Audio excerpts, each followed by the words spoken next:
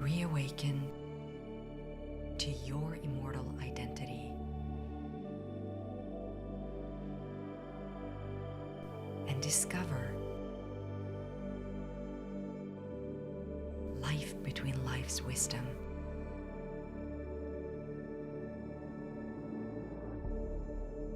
Presented by the Michael Newton Institute.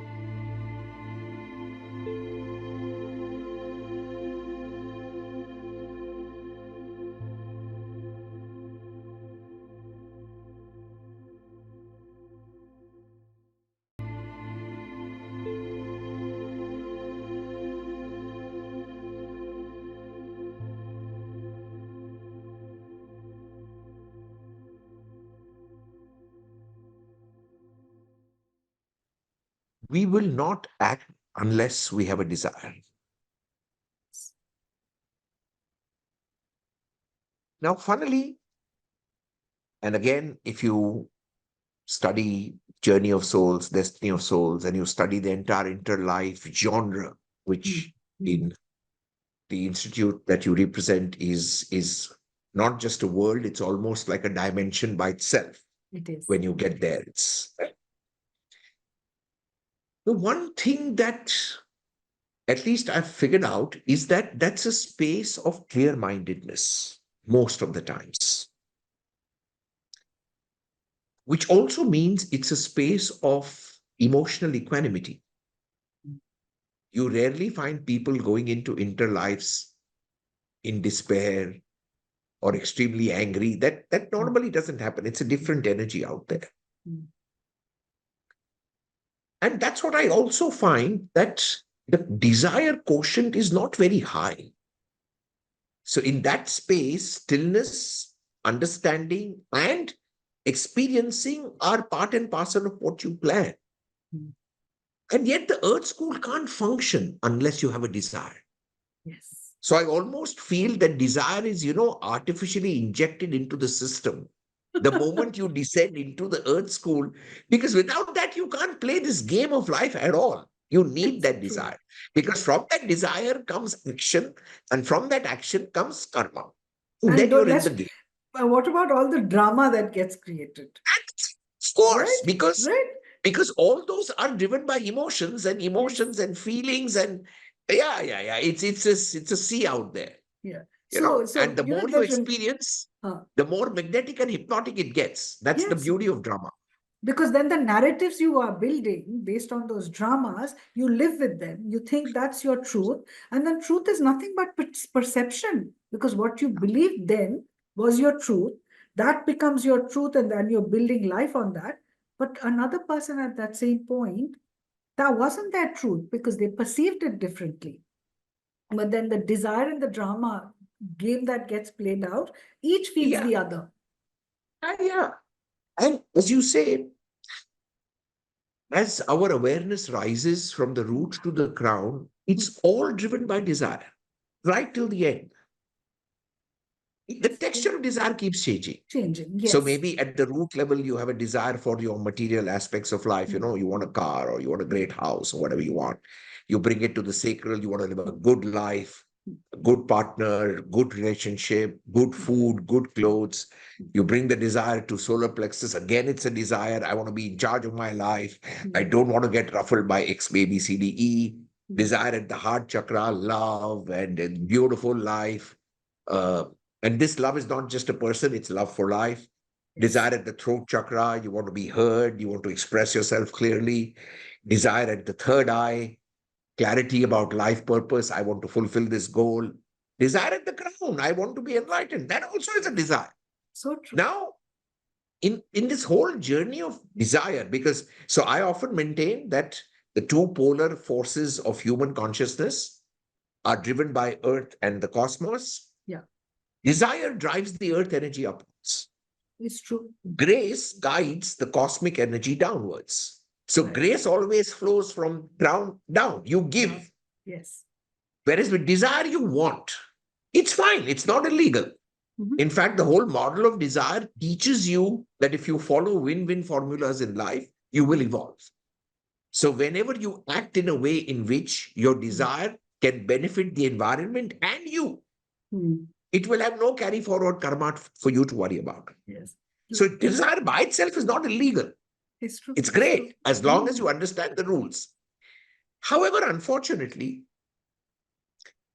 when people do different things to get desires fulfilled, and sometimes they use techniques, again, secret, etc., law of attraction, whatever.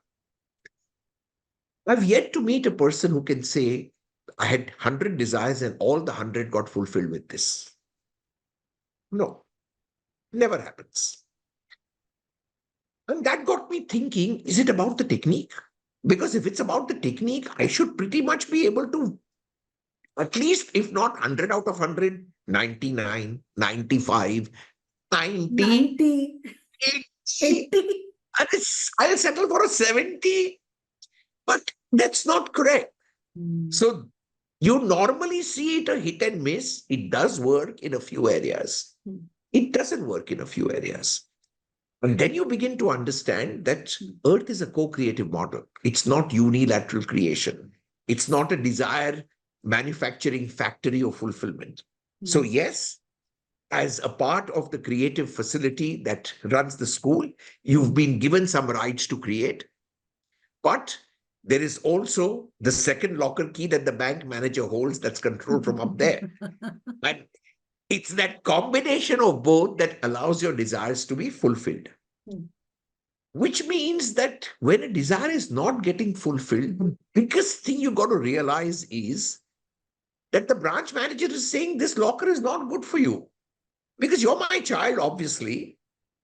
And if I could give you those 4 things that gave you so much of joy, I'll give but you the you're other asking 4. for this 5th thing, and I know that in this 5th thing, there's a cobra waiting to bite you. Why do you want to kill yourself? You don't have the foresight. I do. So surrender actually becomes a very beautiful route of your own insurance. So if something doesn't come to you straight, and you gracefully surrender and accept its story, it will take you to greatness. That's true. Now, many people ask me, does that mean that we should give up on life? How do we understand that? This is the paradox to this story. That if things don't come easy, it's not for you. Let it go. But how do you know when to let what go? Yeah, how do you know that? And strangely, again, my thought on that was that if process becomes more important than product, do not let go. When the journey drives you more than the destination, because for most people, the desire is about the destination. Okay. And in which case, when your desire is not fulfilled, you will get drained. And that's almost a sure shot sign that that's not where you have to go. Yes. Right. So if you follow this formula, where just the whole process of being in a pursuit gives you so much of joy, then there is no question of surrender because you are already in the flow. Exactly. So It's surrender interesting only you comes said in. this. Yeah, sorry, please continue. Oh, so surrender is for the ego. When you get hurt personally by something happening or not happening, then you have to surrender. Because to be honest, you have no choice. You can't do anything better. You can keep worsening your story more and more. But you are dealing with a benevolent system that only has your best interests at heart. So, when you're saying this, there's another take or another spin on Spin. or another spin on surrender that's coming to me is that when we say be in the flow of things, or I remember these words. What was the word?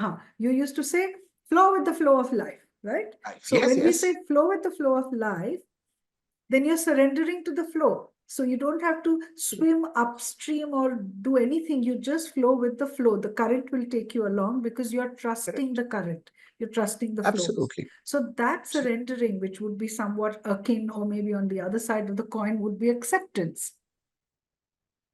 So Absolutely. that's a very powerful space to be. When I'll be very honest, when I had decided I'm going to stop any institutional work, it'll just be private practice. And I thought I'll do a couple of sessions once a while. What? I'm just doing every day. Except Saturday, Sundays are, for my Buddhist practice, family or whatever. But the thing what you just said so resonates with me because I thoroughly enjoy what I do. There's so much joy in it. That joy is the only word. There you go. That Absolutely. I just love it. I mean, I remember I came back from hospital, I wasn't even allowed to come down. And I was at least 3 weeks, I was told to, like, lie low. I think day 12, I told my doctor, can I see at least one or two? I'm getting too tired listening to music and reading books and watching a movie. No, you can't. I said, no, I will just walk from one room to the other and that's it. That's all I'll do, but I want to. Because I realized I thoroughly enjoyed it. Correct. So, Absolutely. so I'm completely in resonance with what you're saying, but this is now bringing me to something else. Mhm. So in the world that we're in today, we keep hearing, especially in the region I'm in, it's so tumultuous. There's so much happening Yes. all over. We do see a lot of darkness. Correct. Yeah. And yet we're talking about expansion of consciousness. We're talking about light. We're talking about the fact that there is so much light in all of us. And yet, whether we like it or not, the darkness is very potent. It's there. So Correct. I would love to know what your thoughts are on this, because I understand the polarity, I understand the duality. I know one exists and so does the other. Mhm. But in this realm of spiritual consciousness, in the space of consciousness that we're dealing with, and if I may say so, even in the therapeutic fraternity, what's the understanding of darkness? I mean, maybe my question is a little convoluted, but No, it's it not exists. convoluted. Of course. Uh, when we look at Earth, not from a Darwinian perspective, Mhm. but if we examine human consciousness on Earth from a awareness perspective, we realize that through the centuries, we've been on a downgrade. Mm. Darwin's theory of evolution tells you that physiologically, we've been on an upgrade. Yes. But if you look at the different millennia, if you look at, and whether you look at it from the Vedic perspective Mm. or the Western perspective, Mm. the golden age of mankind, silver age, copper age, dark age is a descending methodology of Yes. awareness. Yes. And which, again, I suspect in my own hypothesis is because when light has to descend into matter, Mm. it needs darkness to hold it because light by itself, otherwise, we keep traveling. Mm. So, So the mass, if I'm understanding it, correct, the mass is the darkness. mass has to be dark for the light to Light be to. held. Mm. And again, if I were to just again quote the same Ramakrishna Paramahan's parable, when he used to go into deep trance, he would want the smell of fish, which Yes. was an attachment for him, which is dark, Mm. just so that he could come back into the body. So the That fact whole that we have a grounding factor. body, which is a grounding factor. This is a more generic light and dark play.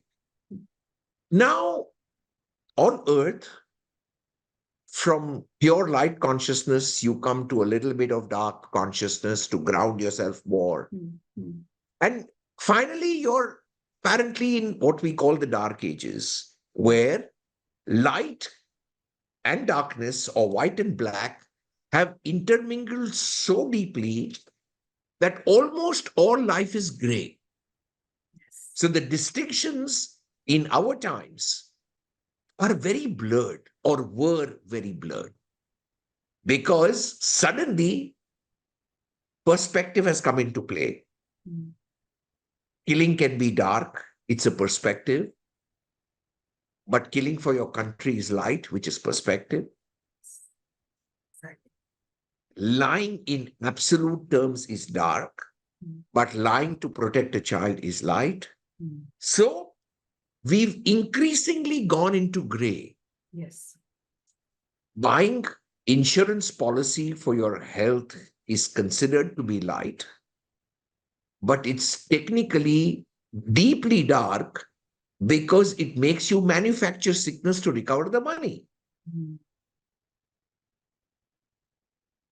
Yeah. So we're staying in times where white and black has become very contextual. Now, as you see, things are beginning to shift. Over the last quite a few years, there has been a very sharp rise in spiritual practices that people follow, in understanding literature. Let's say from the 1980s onwards, from the time Brian Weiss, Michael Newton in the Western world started to bring this whole awareness of the science, to almost an entire shift very clinically from a hardcore religious approach that a lot of people had with the creative force of the planet, to a more spiritual based approach of understanding, coming away from the dogma of control. Yes. Has been a journey where vibrations of human awareness have shifted and continue to shift. The net result of that is that the vibratory rate of Earth has changed. Typically, what we used to call as the Schumann resonance. Shockingly, and it's something I didn't know, but now students are more up to date. There are apparently instruments or globally on a daily basis that are measuring the Schumann resonance, and you can go into that website and it tells you that at this moment on Earth, this is the Schumann resonance. It's so crazy from where I had heard about it. As a result of that, when the Earth starts to naturally have a higher frequency, this is creating a churn in the gray, which is what is happening. Yes. Now, as this gray gets churned, obviously, white and black, or light and dark, will slowly start a process of disentanglement, because that's what the higher frequency will do. It's like a tuning fork. Correct. Which means that though on the one hand, darkness will get stronger, and it is doing that. I think this is for the first time in history that we probably have 3 or 4 wars being played out at the same time. I don't last remember in history when that happened. And we are not talking of, my kingdom, your kingdom. These are people that, like, countries that we know of. The people they are fighting, we know that country. Who is getting fought? Again, we know we have somebody there. So there is a lot of this happening. And at the same time, you're simultaneously seeing light work getting stronger. So this polarity will increase, where darkness will get darker, light will get lighter, and where it will end, of course, is a subject of massive spiritual inquiry, excitement, or doubt. But it will go somewhere in some direction. How does an individual handle it? Pretty much by applying everything that we discussed in the last 1 hour. Yes, so true. So So true. from this entire talk, all this play will come into scene. Karma will accelerate, dharma will accelerate, karma will pull you to the darkness, dharma will try to pull you into the light, especially for therapists. The Yes. times ahead are not only exhilarating but challenging as well, because on your core karma, which you're supposed to accept gracefully, there will be temptations to try to find shortcuts using dark methods. And that will drag you right back intendedly to where you don't want to go. So it's a slippery track as well. Choices are being made at an individual level, at a family level, at a cosmic level. And for people like our fraternity, it's the time when you really need to anchor yourself in the direction in which you wish to be. Darkness is also a choice, and light is also a choice. And should you choose light, as I said, everything that we discussed today, please use breath work, use silence, use surrender, still yourself, come to happy acceptance of what is, would be probably my prescription for ensuring that we can navigate this well and meet in a better world than what it was when we studied this curriculum. So true. So true. Little did I know that when I was intending this particular recording, this dialogue with you, if you ask me, it's literally come a full circle. Because there's so many things I remember that were said in class. I have my notes, and Absolutely. it for me, it's a complete full circle. And I think the world, what it's going through right now, we need to. I mean, I'm going to listen to this recording a few times because there's so much that I would love to incorporate for myself, for those who reach out to me, and even if I can give little nuggets of this, I know they can, and they'll always take what they're ready for. That's what I always believe. For sure. For sure. Yeah. Can't thank you enough.